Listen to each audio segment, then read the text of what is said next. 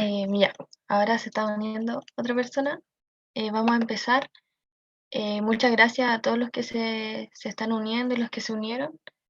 Les voy a dejar de nuevo el Instagram y al final también pueden escanear el código QR del comité para que sepan más de las siguientes charlas que vamos a hacer del ciclo de charlas.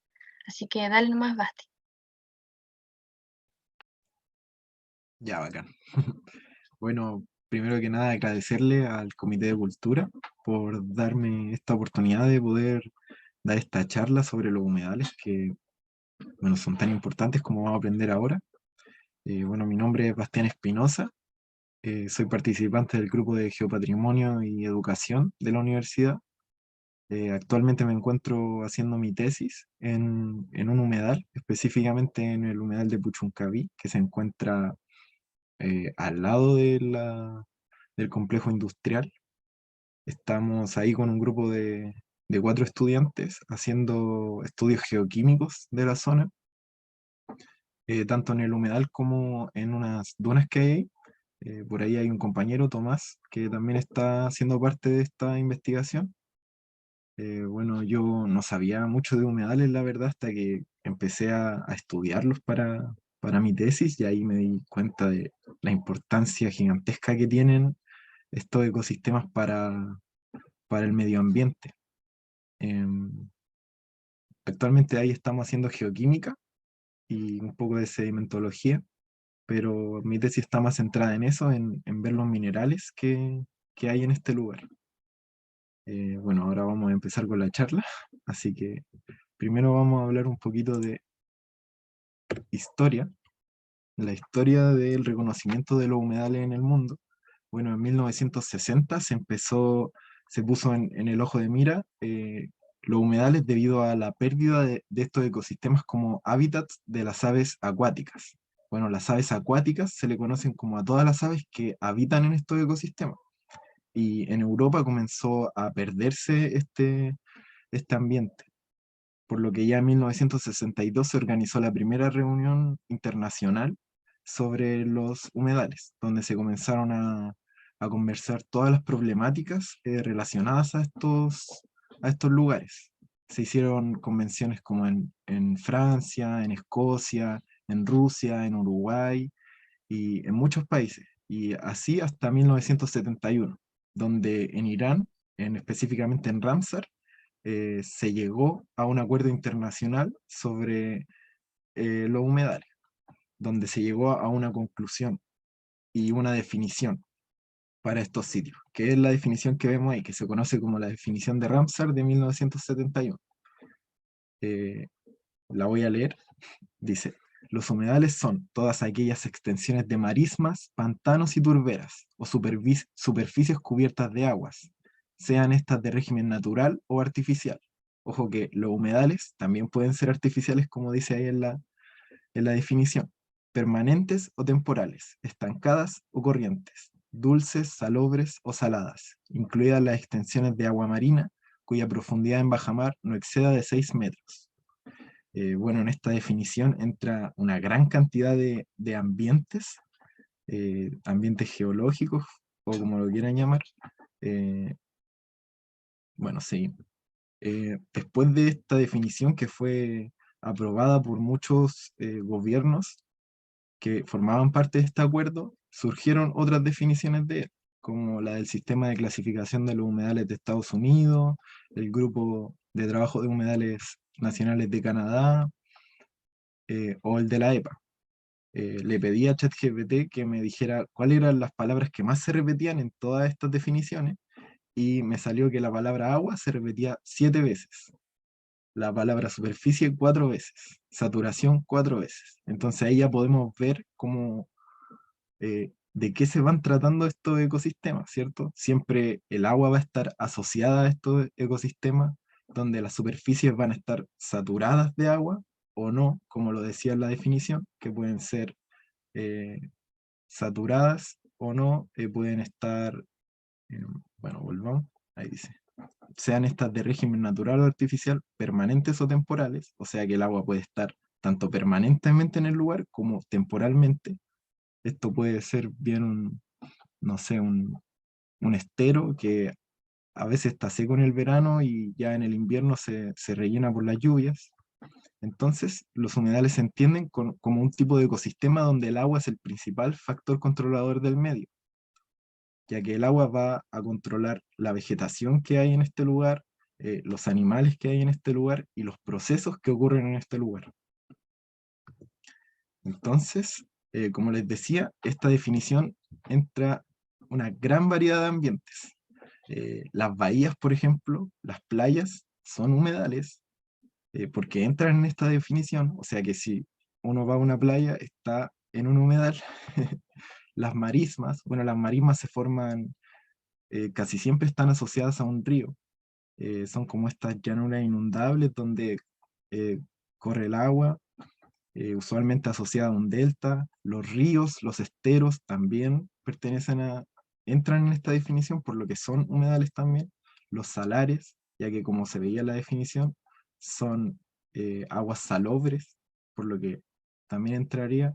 Los manglares, que son estos arbolitos que tienen sus raíces hundidas, que usualmente se ven como en las islas, em, también en la selva, las lagunas costeras son típicas desde Coquimbo hacia el sur.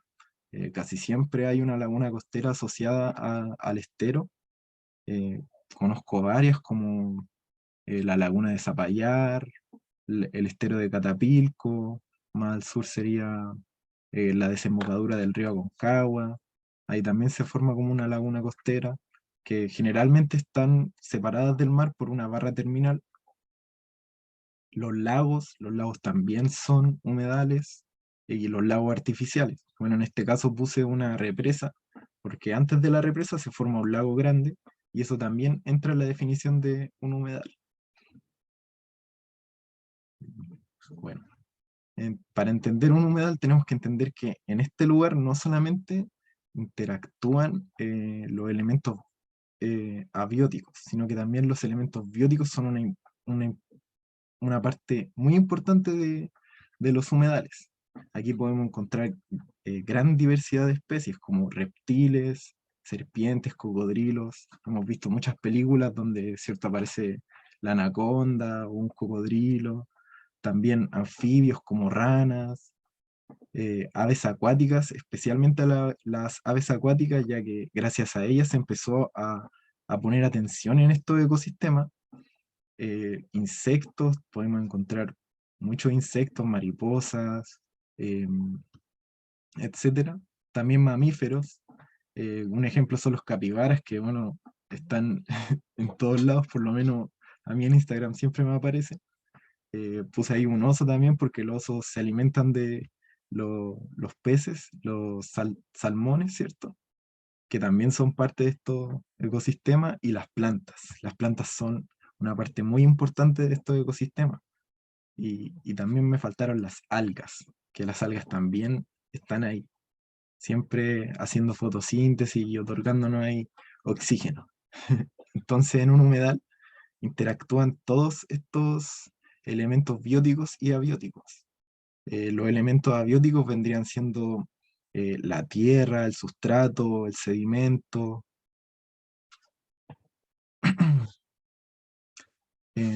Bueno, para entender la importancia que tienen estos ecosistemas, se habla de las funciones ecosistémicas que cumplen los humedales. Estas funciones son intrínsecas para cada humedal, o sea que todos los humedales cumplen estas funciones. Em, no todas al mismo tiempo, sino que va variando dependiendo de cómo cambien estos tres grupos de comportamientos que tenemos acá. El primero sería la geomorfología, o sea, el emplazamiento geomorfológico importa mucho en la función que cumple el humedal, ya que la función que cumple un humedal que está en la alta cordillera no es la misma función que cumple un humedal que está en la orilla del mar, ¿cierto? Entonces, ese es el primer aspecto importante que define la función que va a cumplir el humedal. La segunda sería la hidrología o la hidrogeología. Esto tiene que ver con la cuenca hidrográfica del humedal, ¿cierto? Cómo se comporta el agua que está circulando en este humedal. ya sea si es por escorrentía superficial, por escorrentía subterránea, etc. Y como tercero sería el origen del agua. ¿De dónde viene el agua? Viene desde el deshielo de los glaciares, viene desde las precipitaciones o viene de la escorrentía superficial o subterránea. Entonces estos tres factores van a ir eh, definiendo cuáles son las funciones que cumplen estos humedales. En el caso de un humedal que se encuentra en la alta montaña, por ejemplo en el altiplano, va a estar sumido en un, perdón, va a estar en un ambiente, ¿cierto?, de una cuenca endorreica, donde esta cuenca no va a desembocar en el mar. Entonces toda el agua o la hidrología va a estar sumida en esta cuenca endorreica. Y el origen del agua principalmente va a ser de precipitaciones o del hielo glaciar. Entonces ahí está la función que cumple este humedal, que va a ser brindarle agua y un hábitat a todas las especies que hay en este lugar, ya que siempre va a ser la misma agua que va a estar dando vueltas. No así con una laguna costera, ya que esta va a recibir tanto aporte marino como aporte de la escorrentía. Entonces ahí ya tenemos distintas funciones. Entonces, como ejemplo, aquí tenemos tres funciones grandes, que vendría siendo la función de regulación hidrológica, la función de regulación biogeoquímica y la función ecológica. Entonces, como primera función hidrológica, ¿cierto? Tendríamos la regulación de inundaciones, ¿cierto? Por ejemplo, si hay una tormenta, un humedal costero va a absorber como toda esta tormenta y si existen marejadas, estas marejadas van a ser controladas por este humedal costero, ¿cierto? También el almacenaje de agua, ya que el agua que bebemos proviene de los humedales y también la recarga de acuíferos. Me faltó poner ahí que también los humedales almacenan agua y la van soltando de a poco, ya que tienen una granulometría muy fina en general. Entonces, el agua que se encuentra atrapada, entre comillas, en estos humedales, se mueve muy lentamente, por lo que la va soltando de a poquito, y eso nos da agüita. Luego tenemos la función de regulación biogeoquímica. Muchos de los ciclos naturales de la Tierra están asociados a estos ecosistemas, como el ciclo del nitrógeno, el ciclo del carbono, el ciclo del fósforo. eh, Todos estos están muy estrechamente relacionados a estos ecosistemas, ya que, como por ejemplo, las turberas. Las turberas atrapan el carbono y lo mantienen en la Tierra, como ya vamos a ver un poquito más adelante. También transformación y degradación de contaminantes. Los humedales, al tener esta granulometría fina, tienen la capacidad de atrapar los contaminantes y guardarlos en sus sedimentos. Eh, También la regulación de la salinidad, ya que, como vimos, las lagunas costeras o los salares van regulando la salinidad del agua.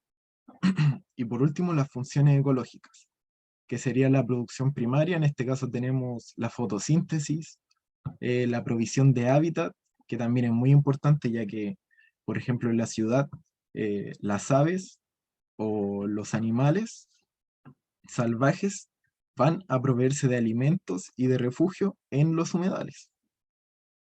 Algún ejemplo sería, como por ejemplo aquí en Maipú tenemos el humedal del Trebal, donde muchas aves viven ahí y ese es su nicho ecológico, o sea, es muy importante para ellos. Y bueno, con una visión un poco más antropocéntrica o antrópica, tenemos los servicios ecosistémicos. Bueno, los servicios ecosistémicos es como, ¿qué, qué me está entregando el humedal a mí como humano?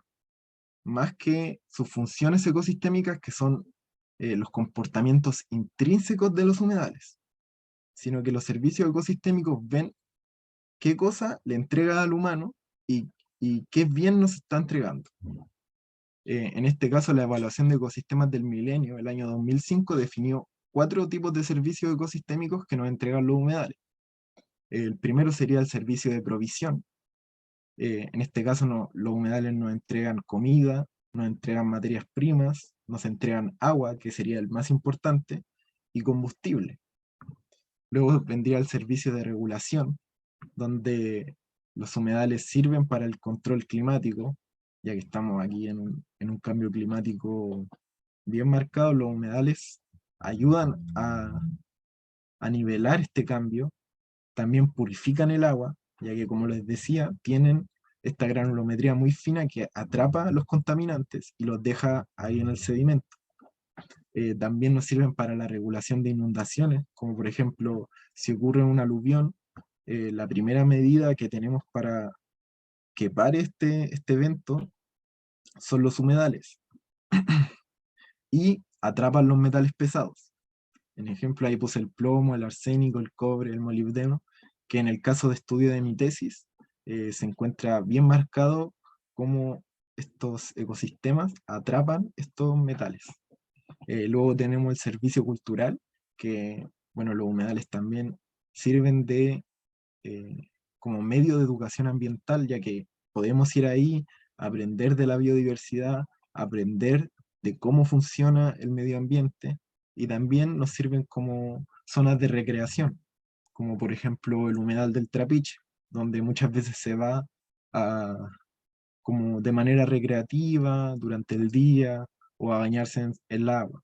Y finalmente tenemos el servicio de soporte, que vendría siendo eh, la entrega, perdón, la fotosíntesis que ocurre en todas las plantas que hay ahí, en las algas, y también el nicho ecológico que entrega este ecosistema para la biodiversidad. Ahora vamos a ver un poco la regulación que existe en Chile sobre los humedales. Bueno, el 27 de septiembre de 1981 eh, se, se firma la ley 3485, donde Chile empieza a formar parte de este acuerdo internacional Ramsar. Y bueno, esa fue la primera ley.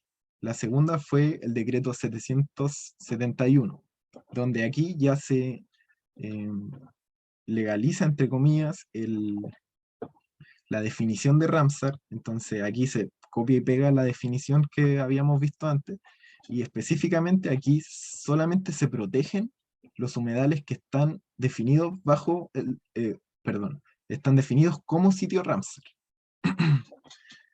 No se protegen todos los humedales. O sea que en Chile en este momento existen solamente 16 sitios Ramsar, por lo que esos son los que están protegidos por ley. Luego ya se aprueba el reglamento de suelo y aguas de humedales, y en la ley 19.300, donde aparece el concepto de humedal urbano, en el artículo 10, las letras P y Q, que también protegen estos sitios de humedal urbano. El 23 de enero del 2020 se hizo la ley 21.202. Aquí es donde se define el concepto de humedal urbano, que más bien es como un humedal que colinda con la urbanización o con los lugares urbanos, con la sociedad, y se protege. Pero para protegerlo es deber de cada municipio presentarle al ministerio los lugares, las delimitaciones y todo eso. Bueno, en general, la protección de los humedales urbanos, o para declarar un lugar humedal urbano, siempre va a venir de la comunidad. O sea, el municipio no se va a mover mucho. En el caso de Padre Hurtado, que es donde yo vivo, se está tratando de declarar todo el tramo del río Mapocho que pasa por acá como humedal urbano. Y esto nació netamente de la comunidad. Y bueno, también esta ley fue la que cambió el artículo 10, las letras P y Q, donde se pusieron ahí los humedales urbanos. Y bueno, actualmente se está haciendo un proyecto de ley donde en el artículo 41 del Servicio de Biodiversidad y Áreas Protegidas se está pidiendo que se permita la intervención de los humedales urbanos. O sea, es algo muy contradictorio, porque si bien se está tratando de proteger los humedales, ahora se está sacando esta ley para que puedan ser intervenidos, o sea, la protección ya casi nunca va a llegar. Y como vamos a ver más adelante también, los humedales declarados como sitio Ramsar también han sido afectados por eh, eh, los humanos.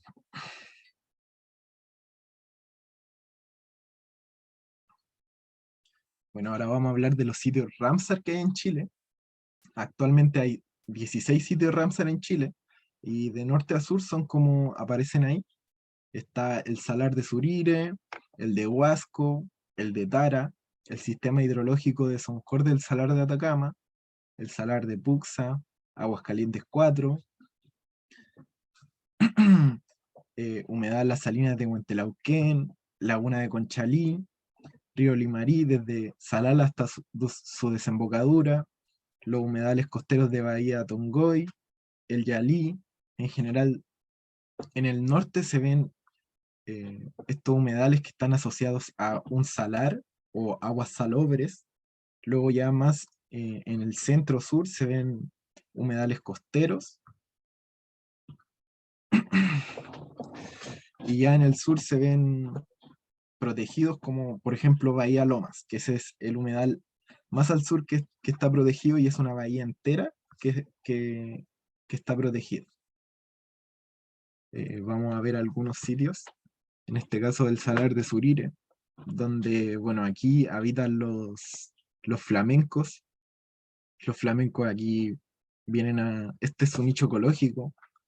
Como les contaba, en general estos ambientes del norte de Chile están asociados a una cuenca endorreica eh, y siempre se ven rellenos por las precipitaciones, por el invierno boliviano o por el deshielo glaciar. Esa es como la única fuente de agua que tienen. Aquí existen en general dos tipos de humedal, que serían las vegas o los bofedales, que se diferencian por la altitud. Las vegas se encuentran a más baja altitud y los bofedales a mayor altitud. Y en general son salares. eh, de estos lugares se ven beneficiados tanto los animales como los humanos, ya que aquí vivían los aborígenes y ellos, mediante el uso de estas aguas, podían cultivar y tomar agua ellos también. O sea, un salar no solamente tiene agua salobre, sino que por la diferencia de densidad que tiene el agua dulce con el agua salada, se da el agua dulce también, un poco antes del salar. Y eso serían como lo característico del norte, como estos humedales son los característicos de la zona norte de Chile. Luego ya en la zona central tenemos los humedales costeros, que en general siempre están asociados a la escorrentía o a un río o a un canal. Aquí tenemos en la primera imagen el Yalí y en la segunda imagen tenemos la laguna de Conchalí. Bueno, en estos humedales viven muchas aves, en general la mayoría de las aves vienen aquí a vivir, a tomar agua. También hay muchos peces. Una parte más geológica sería como que siempre eh, esta laguna costera va a estar separada del mar por medio de una barra terminal que vendría siendo esta, o la playa. También puede estar asociada a unas dunas, ya que estas funcionan como trampa para que se acumule esta agua. Bueno, en general, a lo largo de Chile siempre se van a formar estas lagunas costeras, que son muy importantes para la biodiversidad y las aves que viven acá. Y luego ya más al sur tenemos el Santuario de la Naturaleza Carlos and Wanter. Bueno, este humedal tiene una historia geológica que es bien interesante, ya que en el año 60 ocurrió un terremoto que hundió la tierra aproximadamente 2 metros, y producto de este terremoto, estas tierras se inundaron y se formó este humedal. Bueno, y luego en el año 2004 ocurrió un caso que fue bien cubierto, que fue el caso de la celulosa Arauco, que vertía, ¿no es cierto?, riles al río. Y esto produjo un desequilibrio gigantesco en la biodiversidad y empezaron a morir cientos de cisnes de cuello negro. Y esto pasó porque al verter estos contaminantes en el agua, se, se empezó a morir la planta que ellos comían. Entonces, como no tenían que comer, comenzaron a morir. Y también lo poco que comían, estas plantas almacenaban estos elementos químicos que entraban en su cuerpo y también le hacían daño. Antes de este evento se contaban alrededor de 600 especímenes de cisnes y después ya se contaba muy poco, ya en el año 2010 creo, recién se contaban 250. O sea, hubo una pérdida de biodiversidad gigantesca solamente por el descuido de la industria. Y ya más al sur, hacia la Patagonia, tenemos las turberas. Las turberas son muy importantes también porque estas atrapan el carbono orgánico, y lo mantienen ahí, ya que funcionan como descomponedores de la materia orgánica. Usualmente siempre se encuentran saturadas de agua y, bueno, por lo que me enseñaron a mí en geología, cuando me enseñaron cómo se formaba el carbón, siempre hablaban de la turba. Y bueno, la turba proviene de las turberas. O sea que cuando nosotros vemos un carbón o un estrato de carbón, eh, si pensamos bien, eso perteneció a un humedal de hace millones de años. O sea que los humedales también nos están dando energía. Bueno, ya no se usa tanto el carbón, pero antiguamente se usaba mucho. Y todo ese carbón provenía de antiguos humedales que funcionaban. Y bueno, esos serían los humedales más importantes de la Patagonia. Que, y ya llegando al final, vamos a hacer una serie de reflexiones. Como pudimos ver, los humedales son muy importantes tanto para la biodiversidad como nicho ecológico, ya que muchas especies viven aquí, toman agua, al igual que nosotros. Nosotros también nos abastecemos de agua de los humedales, nos dan las materias primas, o sea, si nosotros queremos madera de un árbol, este árbol toma agua y esta agua proviene muy posiblemente de los humedales. Em, Actualmente las amenazas de los humedales son muchísimas. Ahora está empezando el boom del litio, donde se quieren explotar los salares, y como vimos los salares son el nicho ecológico de los flamencos, donde también se abastecen de agua los, los aborígenes que viven ahí.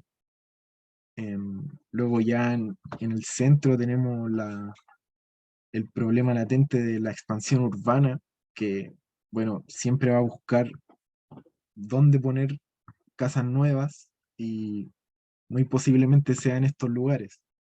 El otro día hablaba con una niña que sabe mucho de humedales y ella me contaba que en un lugar en Quintero querían construir una pista de avión.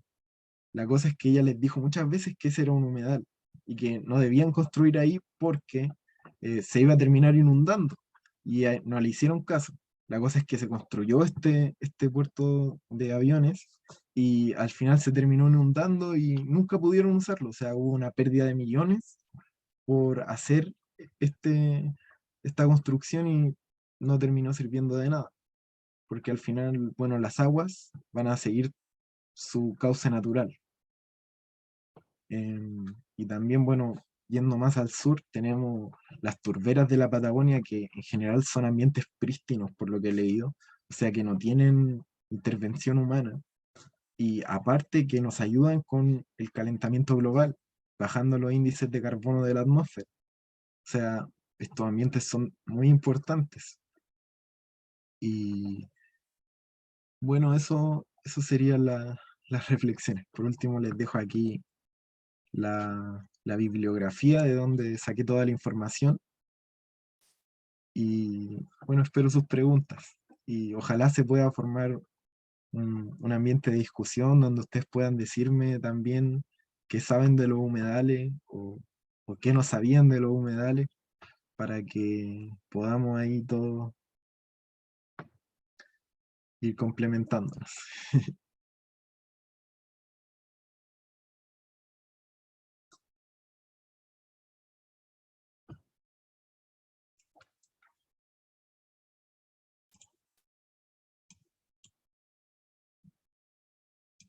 Ya, aquí están las preguntitas.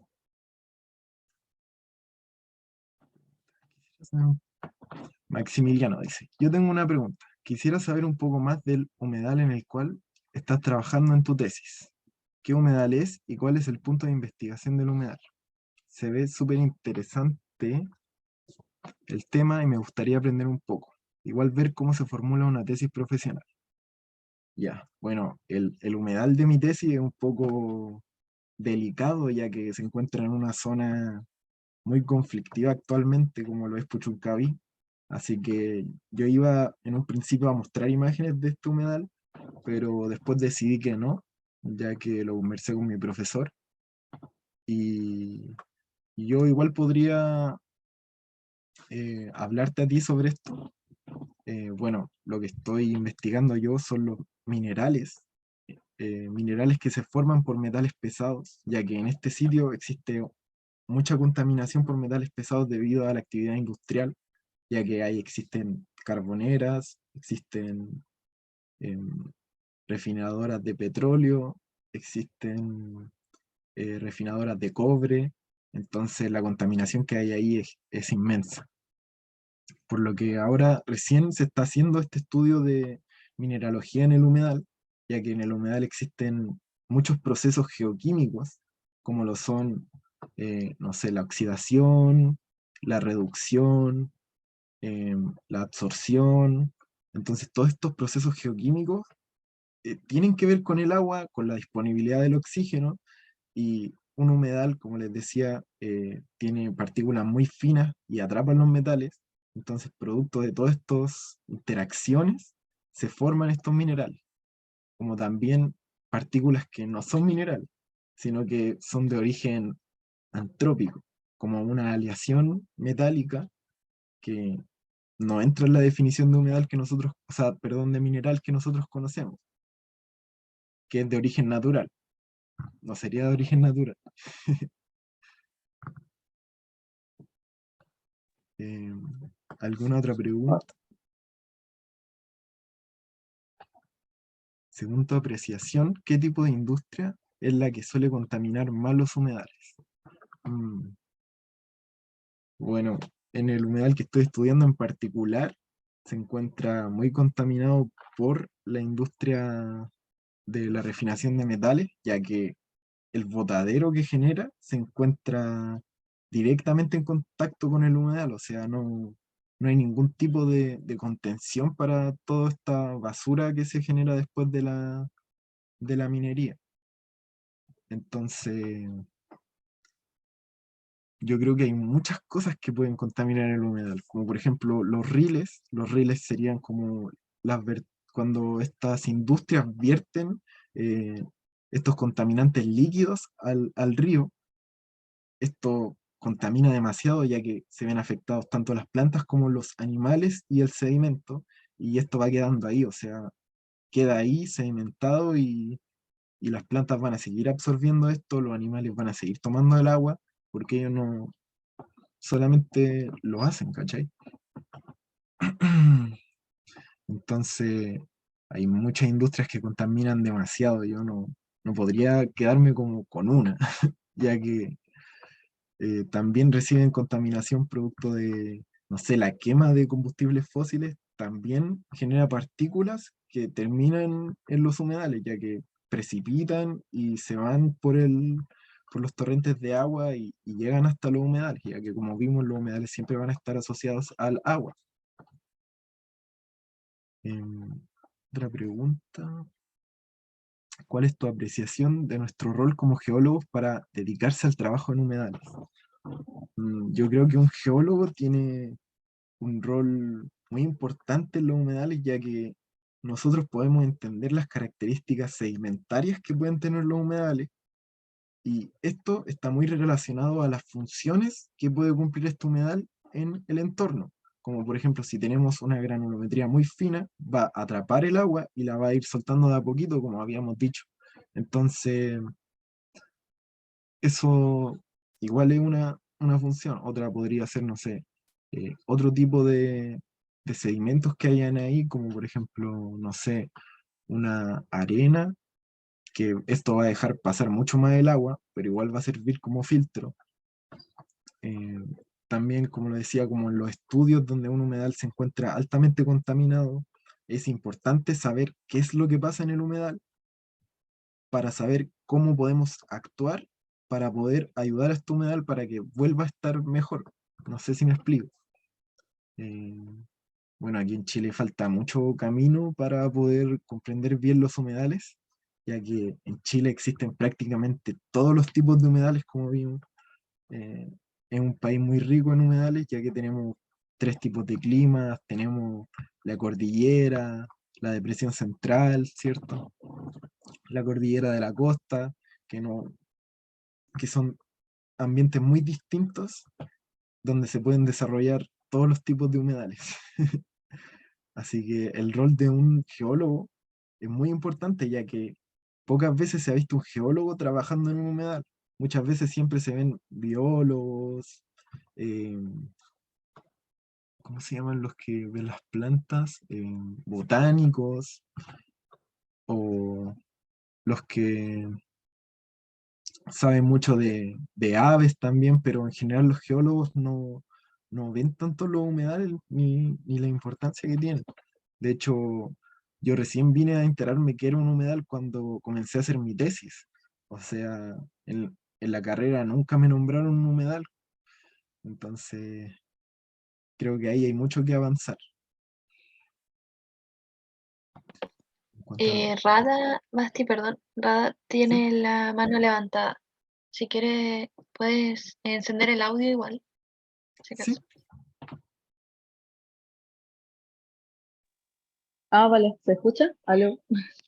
¿Se sí, se escucha? escucha. Ah, ya, bueno. Bueno, primero, muy buena tu presentación. Gracias por Gracias. compartir esto.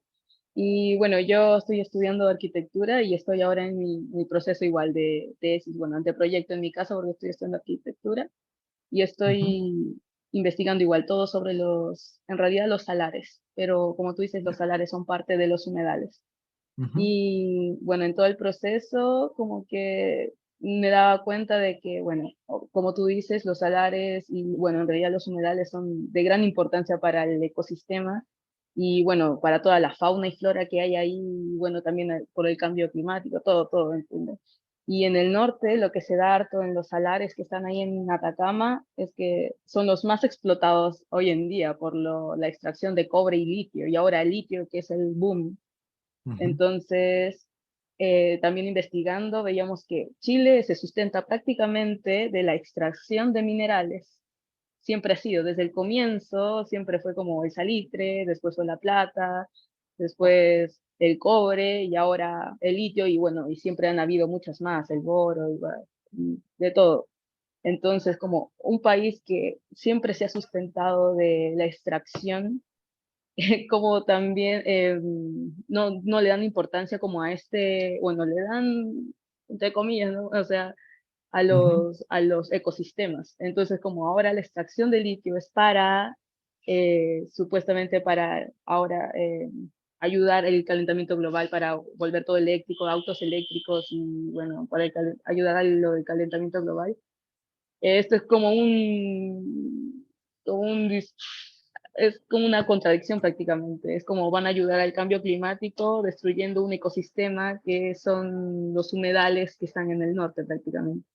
Entonces, ¿cuál es tu visión, digamos, sobre esto? O sea, al final, si explotan todos los salares, los que quedan en reservas igual, saldrían afectados, yo creo, no sé, por el ecosistema prácticamente, la fauna, la flora, se secaría todo. Yo qué sé cuál es como tu reflexión en eso, porque, o sea, yo me ponía a pensar, o sea, ¿De qué viviría Chile si no fuera por la extracción de estos minerales? Bueno, sí tienes razón en eso. Chile es un país minero y es conocido por eso, pero la cosa es cómo se hace esa extracción. O sea, bueno, yo personalmente no me gusta mucho eso de ir a explotar estos sitios, ya que son lugares muy importantes para toda la biodiversidad que está en el altiplano, y, pero ya es casi inevitable, ya porque están, o sea, aprobados los convenios que tienen, por ejemplo, con China para empezar a extraer. La cosa es cómo van a hacer esta extracción y qué van a hacer con los residuos que queden ahí. O sea, si los dejan ahí tirados va a ser pésimo para el medio ambiente. Y bueno, en Chile ya se ha visto, antes de que empezara a regir una ley que decía que tenían que tratar estos residuos mineros después de terminada la faena, antes de eso no estaba esta ley, por lo que los residuos quedaban ahí tirados. Entonces, por lo menos ya tenemos eso. Pero igual tenemos la historia, por ejemplo, del Carlos que fue el primer sitio Ramsar de Chile, y aún así fue afectado por la contaminación. O sea, esto depende, yo creo, netamente de nosotros y qué podemos hacer nosotros para esto, porque por lo menos el gobierno no creo que le importe mucho el cuidado de los humedales. Y bueno, no sabría qué más decirte, la verdad, porque por lo menos yo estoy súper en contra de la explotación de estos ecosistemas que son tan únicos. Sí, sí, yo igual, o sea, de hecho por eso quería preguntar como otras visiones sobre esto, porque es prácticamente una contradicción, están como buscando, no sé, ayudar el cambio climático y todo esto con el cambio a los automóviles eléctricos y todo esto, pero con la extracción de minerales que al final van a afectar otro lado o sea, otros ecosistemas que al final sigue siendo como lo mismo, van a cuidar una cosa para afectar otra. Ujú. Bueno, igual no hay mucho que podamos hacer nosotros, yo creo, porque como tú dices, ya hay pactos, creo, de tratados como de las mineras externas, como tú dices, China, que es como que quiere explotar más el litio y todo esto, pero al final terminarían como igual afectándose, como el caso que me mostraste, o sea, como igual así hagamos reservas o los pueblos indígenas que viven en los alrededores que son los más afectados. Tú decías que para volverlo como un lugar, una reserva, tenía que intervenir bueno, los habitantes, Ujú. pero aún así saldría afectado. Entonces, ¿qué es lo que podríamos hacer, digamos, tú crees, como para quizá pausar un poco o ralentizar quizá el proceso digamos, de un futuro distópico, digamos, en estos ecosistemas? Yo creo que va en eso, en cómo las personas que van a intervenir estos lugares van a tratar los residuos y cómo van a ellos trabajar en este ambiente, ya que si tratan de hacer el menor impacto posible, porque impacto va a haber, van a igual por lo menos retrasar un poco la destrucción de este ecosistema. Pero más allá de eso, lo otro sería como quizá de alguna manera volvernos activistas todos, pero ya ahí entraríamos como en otro tipo de relación con estas actividades.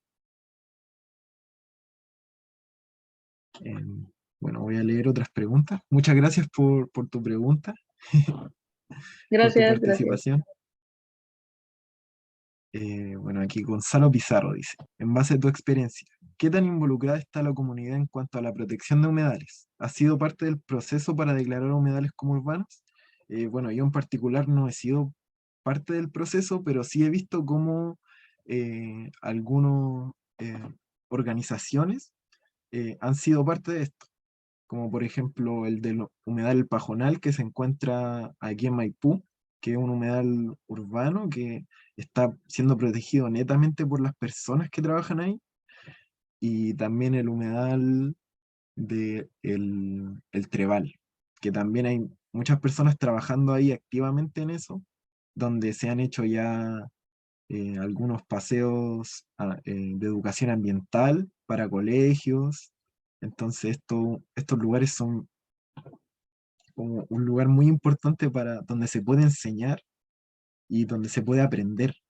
Entonces, bueno, y también estas organizaciones hablaron con las municipalidades y organizaron como todo esto de la protección y declaración de un humedal urbano que actualmente se está haciendo, ya que, bueno, como organizaciones ya tienen un mayor peso para poder realizar estos trámites. Em, Aquí Maximiliano dice, solo como una pregunta a Autofreak, ¿en Chile hay datos fósiles bien preservados de un paleobioma de humedal? Bueno, eh, según lo que sé, creo que no, pero como les decía, el carbón se proviene de estos ecosistemas, o sea, quizá antes no se asociaba tanto como estos ecosistemas, pero ahora podemos asociarlo un poco más a esto, como por ejemplo las turberas, que es donde se va juntando toda la materia orgánica que al final se termina convirtiendo en estos carbonos. A ver, veamos si hay más preguntas. La Bárbara tiene la mano levantada y Jocelyn igual. Ya, Para que... Bárbara, adelante. prende tu audio si quieres. Oli, bueno, me gustaría como complementar un poco lo que estaban discutiendo sobre cómo se puede Ujú. aportar en la protección de los humedales, que creo que Bacán. siempre quedamos como con la sensación de vacío, de que no podemos hacer nada, pero la verdad es que eso no es así. Para mi perspectiva, que me considero medioambientalista y activa en el sentido de la protección del medio ambiente, es que nosotros como estudiantes de geología, como futuros egresados o estudiantes de otras carreras como profesionales que estamos interesados en estas áreas, tenemos la capacidad de visibilizar la importancia de estos lugares. Entonces, suele pasar de que los primeros actores y los primeros defensores de estos lugares son las comunidades relacionadas a estos sitios, que son las que incluso pueden detener en el mismo momento en el que se está haciendo una construcción, alguna intervención, lo que está pasando y lo hace la propia ciudadanía. Entonces, ¿qué falta? A estas personas le faltan herramientas, conocimiento para poder poner a disposición cuando hacen algún levantamiento para que estos sitios no se intervengan. Entonces, yo creo que lo más importante es que nosotros dispongamos del conocimiento que tenemos como futuros profesionales o profesionales y nos adentremos en colaborar con estas organizaciones, en darle esta información. Obviamente siempre hay un costo humano que también hay que tratar de solventar de alguna forma para que no sea desgastante, porque puede ser desgastante por la falta de financiamiento, pero la visibilidad y la concientización es lo más importante, creo que tenemos como herramienta individual, no siendo un colectivo organizado como lo puede ser el mismo Estado de repente que genera estas mismas trabas. Y lo que comentaba un poco Gonzalo sobre la posición de las municipalidades, por lo que yo he podido observar, creo que depende de la municipalidad, pero son parte se involucran. Entonces eso igual es bueno. No está siempre como considerado en sus planes reguladores y todo eso. Entonces también eso es otra cosa que hay que trabajar, como los profesionales nos involucramos en identificar estos problemas en las municipalidades y que incorporen en sus ordenanzas como este tipo de información para que se pueda llegar a algo. Y igual es un poco contradictorio con el último artículo que mencionaste, que es el 41, en el que ahora estamos todos declarando humedales urbanos lugares y ahora sacan una ley para intervenir los humedales urbanos, entonces como que juegan un poco con las intenciones de la gente, con lo mismo lo que está pasando con la Constitución. Entonces, aunque esté pasando legalmente, que sea muy como aplastante esa situación, creo que sí, no deja de ser importante visibilizar y acercarse a las organizaciones de la misma comuna de repente a la que uno pertenece, no tiene por qué irse a otro lugar. Y entonces eso ya genera un pequeño gran cambio que quizás no va a cambiar la situación del cambio climático ni nada, pero sí va a cambiar la conciencia individual de las personas, y al final cada vez somos más personas, y si somos más personas ignorantes, es fome. Pero si quizás somos más personas, pero cada vez somos más personas conscientes, por último somos conscientes de lo que está pasando, no podemos cambiarlo como tal, pero no estamos omitiendo una realidad que sí nos afecta, que quizás no vemos cómo nos afecta, porque alguien que está en su casa no tiene idea cómo le puede llevar un humedal, así, si el humedal, no sé, está a 100 kilómetros de uno, pero esa conexión importante como de ser como un humano parte de un territorio, consciente de que uno es parte de un territorio y que somos naturaleza y que no es algo aparte de nosotros. Yo creo que buscar eso como en las personas es bacán y nos acerca como a la protección de la tierra. Eso quería aportar. Muchas gracias por tus palabras. Bueno, igual actualmente hay hartos municipios que están trabajando en la declaración de humedal urbano, como por ejemplo el Cajón del Maipo, también en Puente Alto, que por ahí pasa el río Maipo. También quieren declarar como humedal urbano el río, al igual que Maipú, Padre Hurtado, Peñaflor, también, ¿cómo se llama esto? Talagante.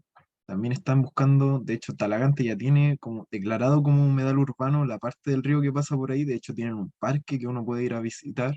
Quilicura también tiene el humedal de Quilicura, también está el humedal de Batuco. Bueno, estos humedales no están tan asociados como a los ríos que pasan por Santiago, pero sí son como la fuente de agua que tienen esas comunas, ¿cierto? Porque, bueno, ahí en su mayoría como no hay ríos, se va acumulando toda el agua en estos lugares. Eh, bueno, Jocelyn Morales también tenía una pregunta, tiene la mano levantada. Sí, hola, bueno, quiero felicitarte por tu charla, estuvo muy interesante, la verdad. Mira, yo siempre he estado como investigando durante la media que hoy di, no una charla, sino como una exposición de la crisis que causa estas industrias de la contaminación de los humedales. Bueno, y eso ya pasó ya más de 10 años y me sorprende, bueno, siempre ha habido contaminaciones, pero no han hecho nada acerca para frenar un poco esto. Me doy cuenta de que no ha avanzado nada durante todos estos años. Bueno, la pregunta que te iba a hacer, igual lo que me dejó igual sorprendida de que la carrera de geología esté vinculada a los humedales. Lo que me llama, dice, lo que quisiera preguntarte es como más algo personal. ¿Qué fue lo que te llamó la atención para hacer la tesis ahí? Ya, mira. Yo siempre he ido como a Maitencillo, como a estos lugares de Puchuncaví, y bueno, había pasado por ahí y había visto, no sé, las chimeneas que están ahí. Entonces, de repente yo hablé con mi profesor de geología ambiental y me llamó mucho la atención. Entonces le pregunté a él y justo calzó que estaba haciendo una investigación en ese lugar. Entonces yo dije, oh, un humedal, qué interesante. Y ahí como que me empezó a gustar mucho estos lugares, ya que no sabía nada en verdad de ellos y son tan ricos en biodiversidad, en elementos abióticos también. Y siempre había estado relacionado a los humedales, o sea, sin saberlo. Había ido, no sé, al humedal del Trapiche, o al río Mapocho, o al río Maipo, también en la playa, o sea, siempre he estado relacionado a los humedales y bueno, yo también busqué siempre alguna manera de relacionar como la geología con la biodiversidad. Y justo encontré los humedales, que son lugares donde interactúan justo em, estos dos factores, que son el abiótico y el biótico, la geodiversidad con la biodiversidad. Entonces, quedé encantado.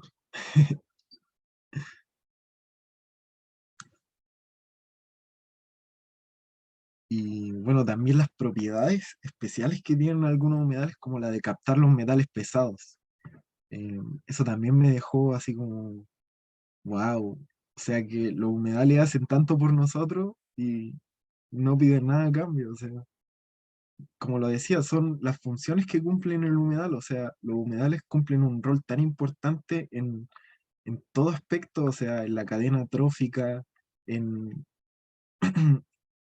incluso nos ayudan con la contaminación que nosotros mismos generamos y no sabemos controlar, o sea, ellos la guardan en su sedimento, en su agua, y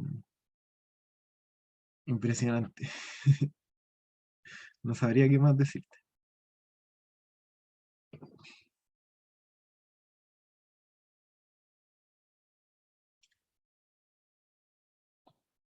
Y bueno, yo creo que para avanzar también en la protección de estos lugares existen, por ejemplo, ahora se está trabajando en algo llamado hidrogeositios o también geositios que pueden ser valorados de una manera geológica o de una visión geológica estos lugares.